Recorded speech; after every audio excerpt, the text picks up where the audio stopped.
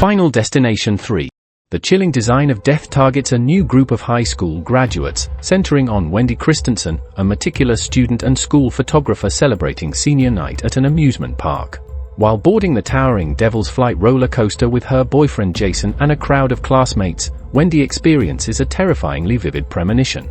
She watches in horror as a passenger drops a video camera onto the tracks, causing a wheel assembly to tear away, which sends the coaster cars derailing at high speeds, throwing her classmates to their deaths and ultimately plunging her and Jason from the tracks. Hysterical and screaming in pure panic, Wendy forces the ride operators to let her off, sparking a massive altercation. Several students are ejected or walk off with her, including Kevin Fisher, the arrogant Luis Romero, gothic outcasts Ian McKinley and Erin Ulmer, popular girls Ashley Freund and Ashlyn Halperin, and classmate Frankie Cheeks. While they argue on the platform, the coaster launches, malfunctions exactly as Wendy foresaw, and crashes, leaving Jason and Wendy's best friend, Carrie, dead on the tracks. While devastated by the tragedy, the survivors soon learn that escaping the roller coaster was only a temporary delay. Wendy soon notices a haunting detail in the digital photograph she took at the amusement park before the crash. Each photo contained subtle, cryptic clues hinting at exactly how each survivor is destined to die.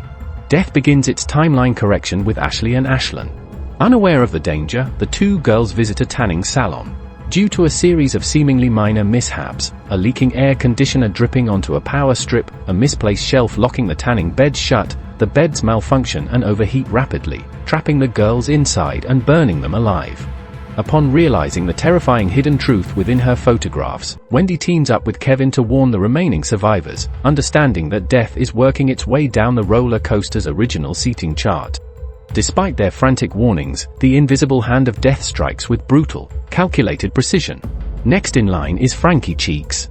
While Wendy and Kevin are stuck behind him in a fast food drive-through lane, a runaway delivery truck loses its brakes and hurtles toward them, ramming Kevin's car and forcing a spinning truck fan blade through the back of Frankie's head, instantly decapitating him. Wendy and Kevin then rush to find the hot-headed athlete Luis Romero at a school weight room.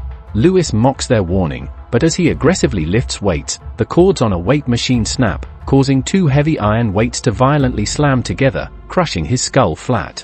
The horror accelerates as they track down Ian and Erin at a hardware store where Ian works. Though they manage to save Ian from a falling stack of heavy timber, the sudden shifting of equipment triggers a pneumatic nail gun behind Erin, which repeatedly fires steel spikes directly through her head. Driven mad by Erin's horrific death, a vengeful Ian blames Wendy and begins stalking her. Wendy soon realizes from the photographs that her younger sister, Julie, and Julie's friend, Perry, were also secretly on the roller coaster's back rows and are next on Death's hit list. Wendy and Kevin rush to a local tricentennial festival where the girls are attending. Amid the chaos of a runaway horse and fireworks, Wendy manages to save Julie from being impaled by a flying agricultural rake, skipping her turn. Moments later, a frightened Perry stands up, only to be instantaneously impaled through the chest by a flying flagpole launched by the panicked horse. Ian suddenly confronts Wendy, maniacally celebrating that Death skipped him since he survived the timber. However, as he screams that Wendy is next, a nearby firework display shatters a heavy cherry picker crane behind him, which collapses and slices Ian completely in half. 5 months later, Wendy has moved away and is trying to start over in New York City, believing she has finally shattered the curse. While riding a crowded subway train with her roommate, she suddenly feels an overwhelming sense of dread as she notices signs around her, the train number, the ambient music, and a sudden reunion with fellow survivors Kevin and Julie, who happen to be on the same car. Before they can even comprehend the terrifying coincidence, Wendy experiences a final, terrifying premonition: the subway tracks malfunction, causing the entire train to violently derail and tear apart, killing Kevin, Julie, and herself. Snapping back to reality, Wendy realizes the horror is happening right now.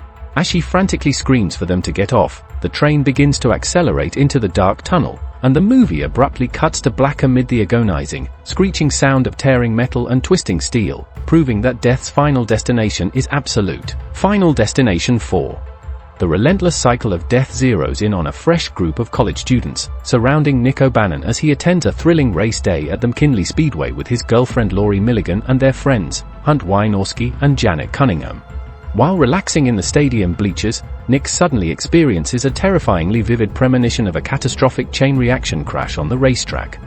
He watches in horror as a stray screwdriver causes a race car to blow out a tire, sending debris flying into the audience, triggering a massive collapse of the stadium structure, causing fiery explosions, and brutally crushing or impaling his friends and himself. Snapping out of the vision in a state of sheer panic, Nick triggers a frantic commotion, screaming that the stadium is going to collapse. His hysteria causes a chaotic brawl, forcing security to eject him along with Laurie, Hunt, Janet, a racist mechanic named Carter Daniels, a mother named Nadia Monroy, a construction worker named Andy Cusa, and a depressed stadium security guard named George Lante. Moments after they step outside into the parking lot, the stadium collapses exactly as Nick foresaw. In the immediate aftermath, a stray tire flies over the stadium wall and completely pulverizes Nadia right in front of them, initiating death's grim cleanup. While the survivors try to process the trauma, they quickly discover that escaping the stadium was only a brief stay of execution. Death begins systematically tracking them down in the exact order they were originally destined to die inside the premonition. The first is Carter Daniels, the racist mechanic. Driven by anger, he tries to set a giant wooden cross on fire on George the security guard's lawn, but a series of freak events causes his tow truck's gears to slip.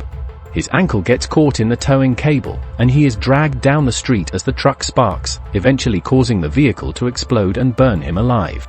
Realizing the pattern after seeing strange, premonitory omens in the real world, Nick teams up with Laurie and George to stop the list.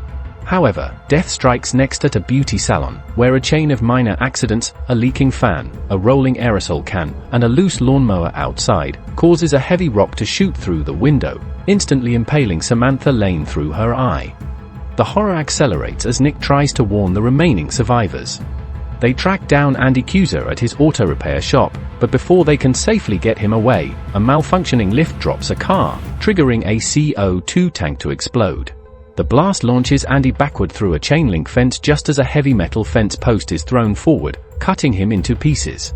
Next on the list are Hunt and Janet.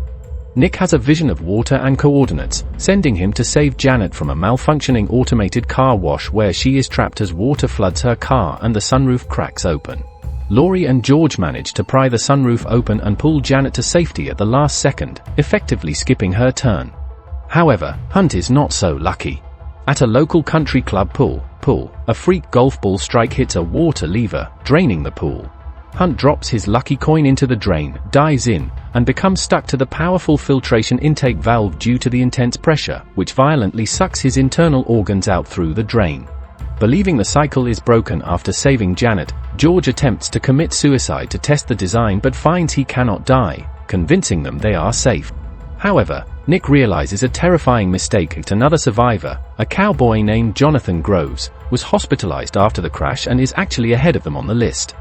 Nick and George rush to the hospital, but they are too late. A heavy, water-filled bathtub from the floor above crashes through the ceiling, crushing Jonathan to death.